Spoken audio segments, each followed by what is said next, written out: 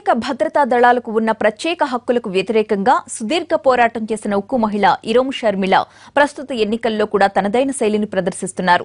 16 ఏళ్ల పోరాటానికి గతేడాది ముగింపు పలికిన ఆమె రాజకీయ నేతగా సరికొత్త తీరుతో వ్యవహరిస్తున్నారు.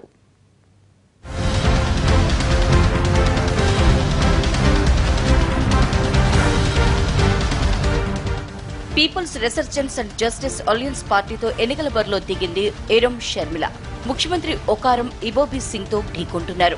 ప్రతిష్టాత్మకంగా భావిస్తున్న ఈ ఎన్నికల నేపథ్యంలో ఆన్లైన్లో విరాళాలు సేకరించాలని ఆమె నిర్ణయించారు. మార్పు కోసం ప్రతి ఒక్కరూ 10 రూపాయలు ఇవ్వాలి అంటూ ఆమె ప్రజల్ని కోరుతున్నారు.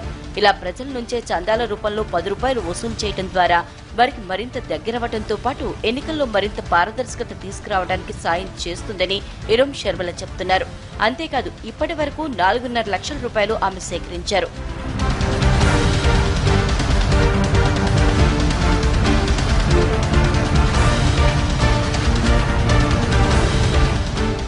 ఎన్నికల కోసం ప్రజల నుంచి 10 రూపాయలు చొప్పున విరాళాలు వసూలు చేస్తున్న ఏకైక ప్రాంతీయ రాజకీయ పార్టీ షర్మిలదే అని చెబుతున్నారు.